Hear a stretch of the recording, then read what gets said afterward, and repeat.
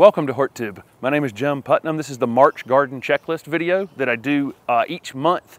There is a playlist on the channel for checklist videos if you want to go through and see different months. We're in Raleigh, North Carolina, Zone 7B, and our March is probably a little behind where you would be down on the Gulf, and probably well ahead of you of the folks that would be up in the north. So somewhere right in the middle, probably of most people that are watching the video.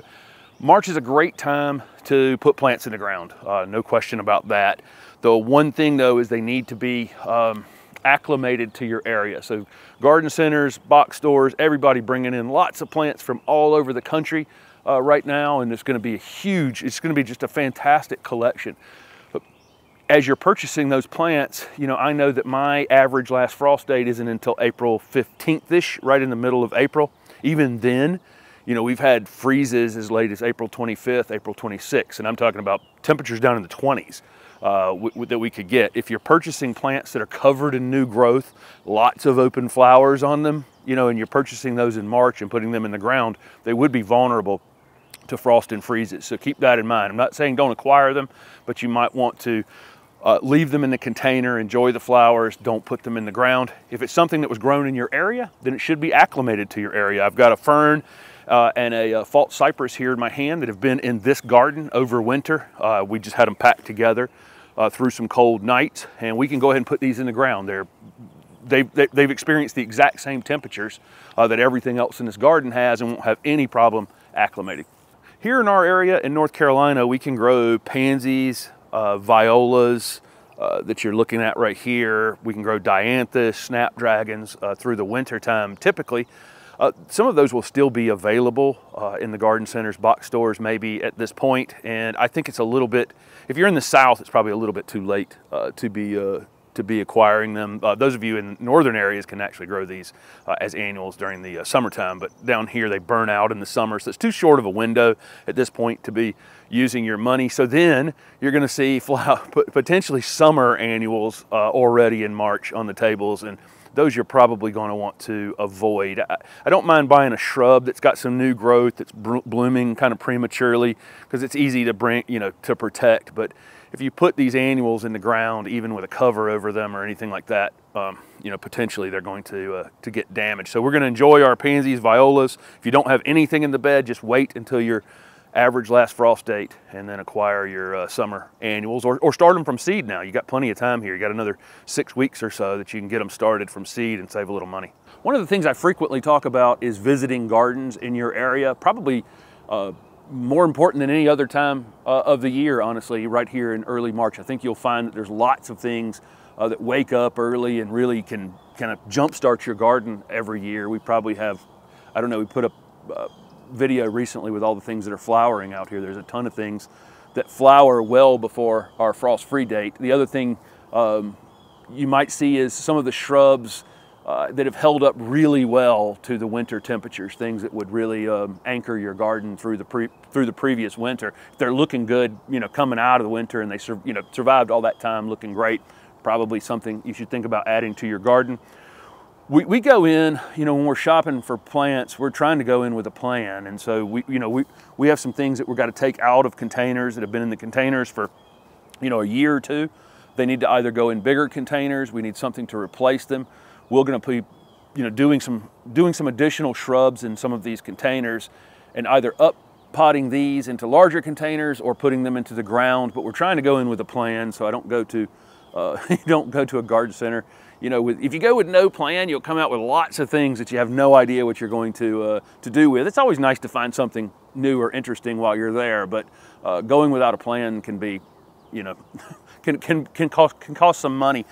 There's a lot of other things that are available right now that you wouldn't necessarily put into the ground, but you might go ahead and purchase.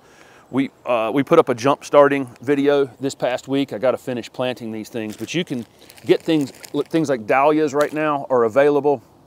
And you can go ahead and get them started in containers, even though it's a little early to put them in the ground. We have some liatris we're doing that with, some Asian lilies we're doing that with.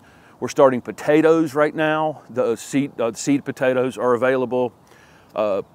there's still lots and lots of seed available typically, and there's plenty of time between, you know, March 1st as I'm putting this video up and, you know, April 15th when we can actually put some of those summer things in the ground. Plenty of time to start some of those seeds. You'll find bare root fruit trees this time of year, bare root strawberries, asparagus, just a lot of interesting things, some of which can go in the ground right now. And some of it you'll, you know, read the instructions on it and make sure, you know, you're not putting it in the ground too early. But a lot of them can just be started in containers and left mobile. So if it gets cold between now and our average last frost date, we can bring them in a garage or bring them in the house to protect them. We put in fall vegetables back in October, late October. Seeds were started for those toward the end of summer.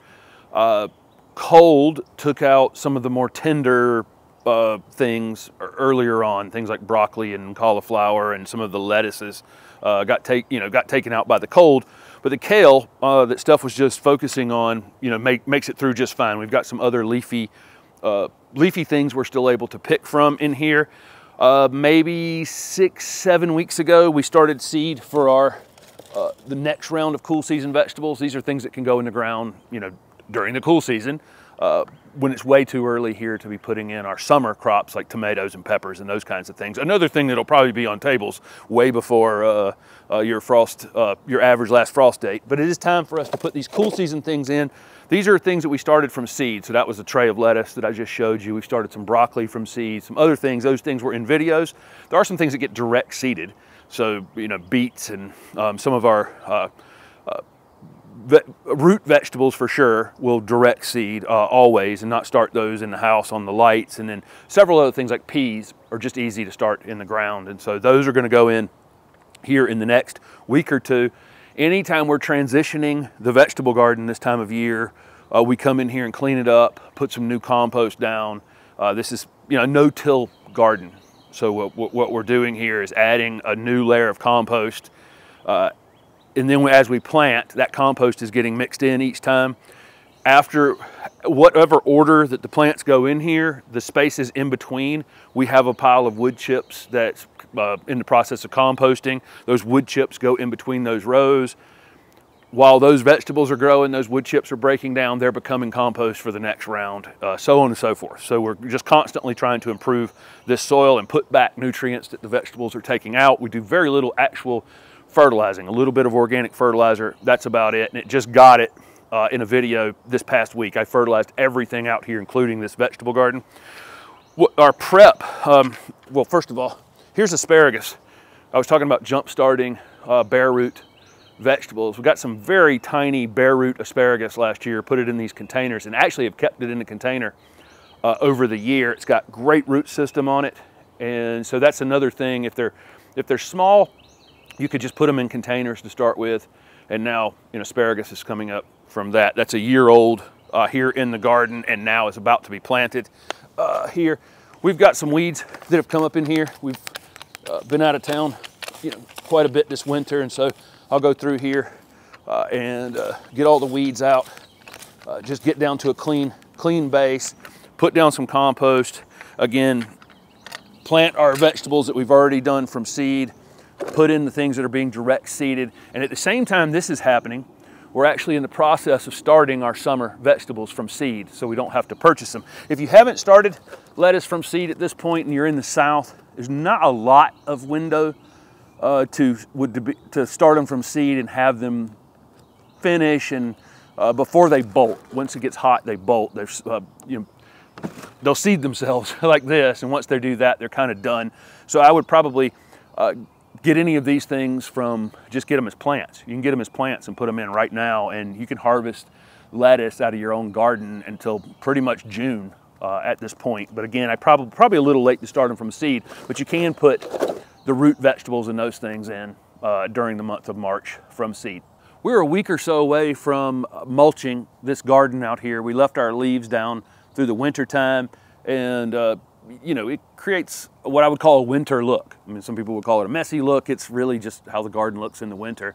The leaves are fine being down here, unless they're way too thick, and then you may have to wanted to thin them out. But again, we're about to put down a cap of decorative basically a decorative mulch, a triple shredded hardwood is what it's called here in Raleigh. And I'm just gonna put down a thin layer, and it's basically just a cap over the garden, but there's an order of things leading up to that because I don't want to be in the beds a whole lot after that. So if I know I'm about to do, you know, plant 10 shrubs, I'd go ahead and plant the 10 shrubs. You know, that would be a disturbance in the garden. Any weeding that needs to be done definitely is at top of the list, and we have a few here and there. We don't have a heck of a lot of weeds, but we decided we'd film in this spot just because there are several right here congregated that need to be cleaned up. So we'll get those weeds pulled, especially these things that are trying to seed themselves right now. So we don't want additional weed seed out here in the garden, which will just be more weeds in the same spot the following year.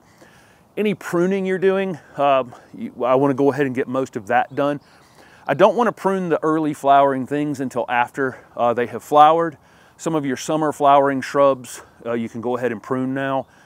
I've been putting up videos about pruning the entire month of February. So if you go back and watch those, maybe you can get something from that in terms of what can and can't be pruned here in the late winter. Basically, if it's a green thing and you're just relying on it as a green thing, even whether it flowers or not, it doesn't matter to you. That'd be boxwoods and hollies and things like that. You know, you can go ahead and prune and shape those things coming out of winter. All of your ornamental grasses that, you know, the ones that go completely dormant, we're definitely pruning now. The ones that don't necessarily go, don't go dormant, like this Carex or Liriope or Mondo grass, those kinds of things. You can look at them, and if they're tattered and kind of torn up, you can prune them. Again, my later in the year flowering shrub, this Abelia, this gold Abelia over here was a great example of that. We pruned it in a video. It had, you know, limbs kind of stretching up on it because it's in lower light than it would like to be. We pruned that because it doesn't flower till summer, but we didn't prune this Loropetalum because it flowers now. So your early spring flowering things, you're waiting for them to bloom before you prune them. Your summer flowering things, most of them can be pruned now. There's probably an exception to that. There's always an exception in gardening to something. Grasses are being pruned. Any regenerative pruning you're doing, meaning you're just taking a plant that's 6 foot tall and it's just a mess, trying to cut it down to 2 feet tall just to see if you can regenerate new growth on it before you decide to necessarily take it out. I'll frequently talk about that. And then from there, any edging you're gonna do on your turf. So any disturbances you're gonna do in the bed. And then the last thing from that is I just put up my fertilizing video. I just fertilized everything out here. So, you know, we've weeded, pruned, edged, planted, and fertilized in preparation for mulch so that after we mulch, we can just stay the heck out of the beds and not disturb the soil. We still have a few of our perennials from last season that we haven't cut back at this point, and so still need to do that. Again, you know, cutting back the perennials that had died to the ground. We leave them standing through the winter. Some for the birds will take the seed, and then some of these hollow stems, some of our native bees and things will actually hibernate in those stems. So again, we're leaving that stuff standing for our native creatures. Got lots and lots of bulbs throughout this garden that are blooming now. Some are actually finishing, some are about to start. Here's a group of daffodils here. The first flower has opened on it.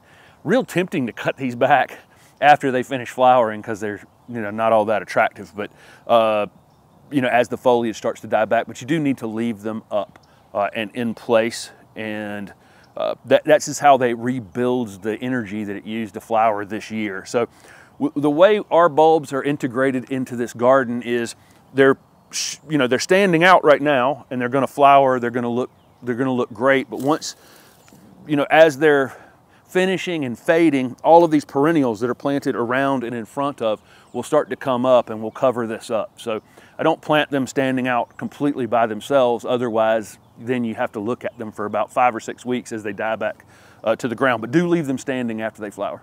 One other thing to prune this time of year is any of your ground covers that this St. John's wort you can mow it to the ground. I cut it with some hand shears, but some of these things can be cut to the ground. Things like junipers that are coming over a wall or something, you know, you can give them a bit of a haircut this time of year. When I talked about fertilizer, the video went up, you know, a few days ago. If you want to learn why we use organic fertilizers, well, we can put organic fertilizers out this early.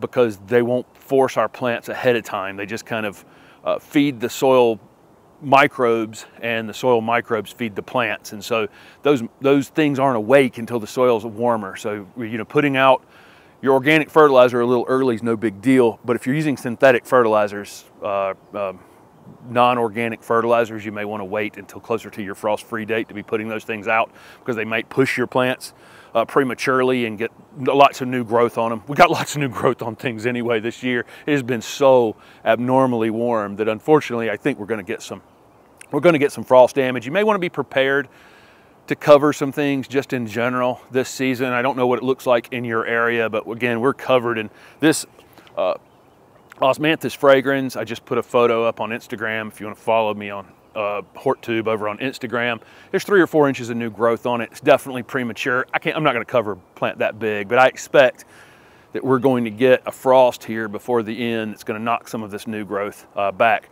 One of the other big things you can do in March, when it might be too early to be doing some other things, you know, before again we're past our average last frost date, is new bed creation. This is a great time of year to be doing that. The soil's soft and more workable. I'll come through, you know, with a flat shovel like this, and I'm going to create some additional bed space here. This is about to be a patio, and it's going to happen this spring. This is going to become a patio. I'm going to make it slightly smaller than it is now. So I'm going to come, you know, back here where this bed edge is, and just cut a nice curved, you know, cut a nice curved line with it, you know, going back into the bed on the other side. And then from there, I can go through with a shovel, you know, and take up this grassy weeds, or I can use a pick, or I could use a tiller, ever how you want to go about, you know, taking that little bit of grass out. And then I can go along and make a nice crispy edge that has a really nice long, you know, long curve on it like that. Then I can put some compost down here, and then I can start planting. Keep in mind that while I say this soil is easier to work this time of year, it's also super easy to over compact it. So anytime you're working with soil, especially our clay-based soils here, when you're working with it while it's wet, don't, you know, when you plant stuff, don't stomp the soil down around it like this. You know, you'll stomp all the air out of it. You'll make it really super compact. Same thing in your bed prep. You know, be careful not to go back in and go, you know, like this through it. You will, again, you'll over compact it, and you'll cut off, you know, the roots need air, and you'll force all the air out of that soil. So again, those bed prep jobs not only are easier in March because it's, you know, the soil can be more moist, but also because the temperatures are cooler. So any of these hardscape, you know, type projects, you know, fencing patios, walls, you know, any kind of work you have to do to repair a wall or a driveway or anything, you know, March is going to be a good month for that before, you know, before it's 95 degrees outside like it will jump to in the, you know, our springs in North Carolina. It's like, you know, it's a few days of 75 and then it's, you know, 90 real quick typically. So I like to get some of those things done. Be prepared to write things down as the season goes on, you know, maybe make some sort of spreadsheet, you know, of plants that you're bringing in, plants that you're planting, you know, during the season. Successes, failures, you know, all those things can be written down someplace so that you know. We start a lot of stuff from seed, and so you'll see more seeding videos during the month of March. You know, really try to do things as economically as possible and bring very little in that are finished plants. So I've got propagation videos on the channel about propagating shrubs. We've got lots of seed starting. We collect seed out here in the garden and reuse those. So, you know, follow along with those kinds of things, because again, March is a great month for starting a few things that will save you a lot of money later. I like to point out most of these months that birds are an important part of gardening. Some of them, you know, we have robins out here flipping all these leaves over, you know, eating potentially, you know, insects that would possibly do damage to the garden, probably eating a few beneficials as well. That's just the way, you know, that's the way that goes. But birds are an important part of gardening, not just enjoying them, you know, out here with all the noise that you can hear in the background, but also, you know, they also will do tasks in the garden as well. So keep that in mind. Definitely, you know, if you haven't done any tool maintenance through the winter, if you need to get head shears sharpened or pruners sharpened, you can find somebody to do that, or find videos on YouTube for how to do it yourself. Getting the oil changed in your mower, just general maintenance things. If you're gonna do any kind of irrigation, that would be another thing. If you were gonna run drip irrigation in your beds, run drip irrigation system into your containers, you'd wanna be thinking about that. Again, putting that in the order of things. It needs to be done sooner than later. I wouldn't wanna end up mulching this spring and then deciding that I wanted to put in drip irrigation after that and have to go, and again, disturb the soil and create lots of weed issues. Steph and I have a lot of house plants, and we have, with this outside gardening project and some other travel and things we've done for the last couple of years, they need some maintenance. And so during the month of March, we're going to be repotting some of them, cutting some of them back, fertilizing them, getting them in good shape. It's a little too early again to bring them out. We could bring them out now, but we would have to make sure we're protecting them, if anything, down in the 30s at all. So we probably won't be bringing them out so that we have to bring them back and forth. Again, you could on mild days if you wanted to, but we are going to spend them, during the month of March, kind of a pot shuffle, amongst our house plants, and get those ready so that when they come back out, they'll be in fresh soil, in fresh pots, and in, again, we're reusing pots. We're just shuffling them around, smaller things into bigger things, and they'll be fertilized at that time. So I mentioned early in the video about having a plan wherever you're, going into a garden center, going into a box store or whatever. One other thing I like to mention, and I say this in consultations a lot, if you're moving into a house, and it's new construction, and you've got a half an acre or whatever kind of space you have, you don't have to tackle it all at one time. I used to have people come to my garden center and they'd buy 50, 60 3-gallon plants on a Saturday. And I always was thinking, great, that's great for me because I just sold 50 or 60 plants, but how awful for them. They're not really, they're gonna perhaps ruin what could have been an enjoyable activity in a single weekend and not go back to it for 3 years. So pace yourself, enjoy the process. I like to buy smaller plants. I enjoy watching things grow. I think it's an important part of the process. So enjoy the process. You don't have to complete it all in one season. It's not a marathon. You can take 5 years to get the garden where you wanted to get it. During that time, you can always be working on the soil. The soil is the most important part. Feeding our plants from the ground up and not from the top down is something I talk about frequently on the channel. And over on my website, HortTube.com, I've got a Learn to Garden video series that's still in the process of being created. It's going to be about 60 hours of video content, just basically all the basics of gardening, literally from vocabulary all the way through installation, planning, and maintenance of your garden. So thank you guys for following along. We'll be back in April with another garden checklist video. Thanks for watching.